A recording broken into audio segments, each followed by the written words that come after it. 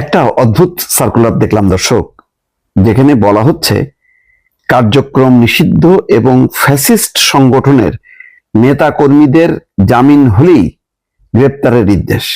এটা হচ্ছে রাজশাহী রেঞ্জের ডিআইজি মোহাম্মদ শাহজাহান এর নির্দেশ দিয়েছেন। মঙ্গলবার ডিআইজি স্বাক্ষরিত এক চিঠিতে রেঞ্জের অধীনে 8টি জেলার পুলিশ সুপারদের এই নির্দেশ পালনের কথা বলা হয়েছে। তার মানে বোঝা যাচ্ছে যে শুধু রাজশাহী না, সারা বাংলাদেশে এই নির্দেশনা দেওয়া হয়েছে। খুব অদ্ভুত ব্যাপার, একটু মনোযোগ দিয়ে শোনেন কি বলা হচ্ছে। সেখানে বলা হচ্ছে যে পরবর্তী নির্দেশনা না আসা পর্যন্ত আদিষ্ট হইয়া নিম্নোক্ত বিষয়গুলির প্রতি আপনাদের দৃষ্টি আকর্ষণ করছি। কার্যক্রম নিষিদ্ধ ফ্যাসিস্ট সংগঠন সমূহের যে নেতৃবৃন্দ এবং কর্মী জামিনে মুক্তির পর দলকে শক্তিশালী সংগঠিতকরণ এবং মাঠ পর্যায়ে তৎপরতা প্রদর্শন করতে সক্ষম তাদের জামিন হওয়ার পর অন্য মামলায় গ্রেপ্তার দেখাতে হবে। আর যারা বর্ণিত বৈশিষ্ট্যের অধিকারী নয়, অর্থাৎ তারা মাঠ পর্যায়ে তৎপরতা হবে না বা মুক্তির পর শক্তিশালী হবে না, সংগঠনকে জোরদার করার অর্থাৎ সাংগঠনিক কার্যক্রমে যারা মনোনিবেশ করবে না, তাদেরকে বলা হচ্ছে যে জামিন হলে গ্রেপ্তার দেখানোর প্রয়োজন আপাতত নেই। প্রোটোকল ও প্রোটেকশন প্রদানের ক্ষেত্রে প্রচলিত আইন এবং বিধি অনুসরণ করতে হবে। এখন কথা হলো, এই পুরো সার্কুলারটাই তো আইনের শাসনের পরিপন্থী। কারণ ধরেন যদি জামিন পাওয়ার উপযোগী হয় তাহলে তো কোর্ট জামিন দেবে। এখন জামিন পাবে, অন্য মামলায় গ্রেপ্তার করা হবে, তার মানে তো এটা তো আদালতকে চ্যালেঞ্জ করা হলো যে আদালত তাকে মুক্তি দিল, কিন্তু জোর করে অন্য একটা মামলায় তাদেরকে শোন অ্যারেস্ট দেখাইতে হবে। এটা কিন্তু আইনের শাসনের পরিপন্থী হয়ে গেল। হ্যাঁ, একটা আছে যে যারা অর্থাৎ সংগঠন মানে কার্যক্রমের মধ্যে থাকবে না, সাংগঠনিক তৎপরতার মধ্যে থাকবে না, তাদের জামিন হলে গ্রেপ্তার না করার জন্য, এটা ভালো।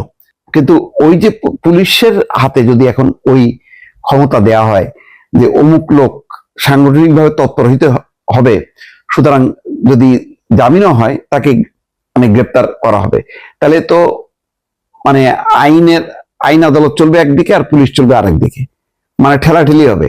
আদালত জামিন দেবে আর পুলিশ গ্রেপ্তার করবে। এটা কি ঠিক হলো কিনা, এটা বিবেচনা করা দরকার। কারণ আমি আইনের শাসনের কথা বলি, যদি বলি যে রাষ্ট্র চলবে রাষ্ট্রীয় আইন অনুযায়ী, তাহলে তো এটা সাংঘর্ষিক হলো। তার মানে আমি জোর করে তাকে অ্যারেস্ট করাচ্ছি, যে সে জামিন পাচ্ছে কিন্তু অন্য মামলায় আমি বারবার গ্রেপ্তার করছি। এতে এক ধরনের অসাধুতা হবে। যারা সত্যিকার অর্থে নিরীহ নেতা কর্মী, বয়স্ক কর্মী, তাদেরকেও বলা হবে এই যে নির্দেশনা আছে, আপনি তো ইয়ে করবেন, অ্যাক্টিভ হবেন, আপনি তৎপরতা চালাবেন, সুতরাং মাল পানি ছাড়েন, তাহলে আপনাকে জামিন হলে গ্রেপ্তার করবো না। এগুলি হলো সুযোগ দুর্নীতি করার, কিন্তু এই সুযোগগুলি এইভাবেই হয়, অপব্যবহার হয়। যে কাউকে ধরে বলবে যে না আপনি তো অ্যাক্টিভ হবেন, এই যে দেখেন সার্কুলার আছে, কিন্তু আমাদের কাছে রিপোর্ট আছে, আপনি অ্যাক্টিভ হবেন, সুতরাং আপনাকে আবার শোন অ্যারেস্ট দেখানো হবে। এটা কিন্তু পরস্পর বিরোধী হয়ে গেল। আইনের শাসন এইভাবে সার্কুলার দিয়ে কিন্তু চলবে না। রাষ্ট্রকে আইন অনুযায়ী চলতে দিতে হবে।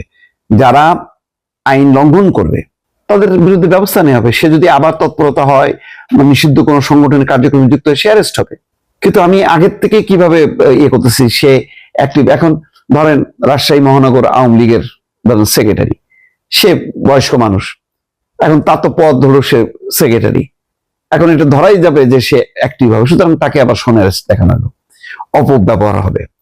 আরেকটা বোঝা গেল যে সরকারকে যতটা মনে হচ্ছিল যে আওয়ামী লীগের ব্যাপারে রিল্যাক্স হবে, সেটা কিন্তু আর হচ্ছে না। এই সার্কুলার দিয়ে বোঝা গেল যে আওয়ামী লীগের ফাড়া কাটে নাই। কিন্তু নির্বাচন হয়ে গেছে, ওই সময় জামাতেরও দরকার ছিল আওয়ামী লীগকে, এনসিপিরও দরকার ছিল, বিএনপিরও দরকার ছিল। এখন বিএনপি ক্ষমতা আসার পর তারা যেভাবে আওয়ামী লীগের নেতা কর্মীদেরকে জেলা উপজেলা পর্যায়ে তৃণমূলে যেভাবে কথা দিছে, তারা সে অনুযায়ী রাজনৈতিক কার্যক্রম শুরু করছে।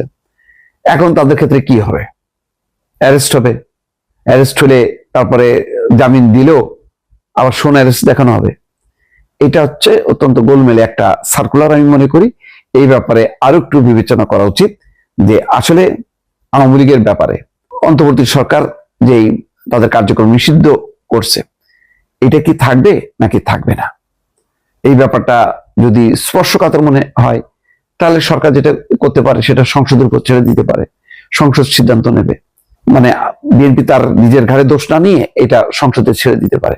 আর তা না হলে, যদি তাই হয় যে বিএনপি কোনো রাজনৈতিক দলকে নিষিদ্ধ করার বিশ্বাস করে না, তাহলে রাজনীতিটা আওয়ামী লীগের জন্য উন্মুক্ত করে দিতে হবে, এবং সেই ক্ষেত্রে যারা অপরাধী হবে তাদেরকে শাস্তির মুখোমুখি হইতে হবে, তাদের বিরুদ্ধে মামলা হবে। এটা তো বিএনপির, এই যে আমি তো দেখলাম যে গত এক সপ্তাহের মধ্যে বিভিন্ন জায়গায় বিএনপির অনেক নেতাকর্মী অ্যারেস্ট হচ্ছে বিভিন্ন ঘটনায়। এই যে আপনার বরিশাল আইনজীবী সমিতির সভাপতি আদালতের এজলাসে গন্ডগোল করছে, তাকে ধরে জেলে পাঠাই দিছে। তো বিএনপি তো ছাড় দিচ্ছে না। তাহলে সেভাবে আওয়ামী লীগের ক্ষেত্রেও যারা অপরাধ করবে বা অপরাধ যাদের মামলা আছে, মামলা অনুযায়ী ব্যবস্থা নেবে।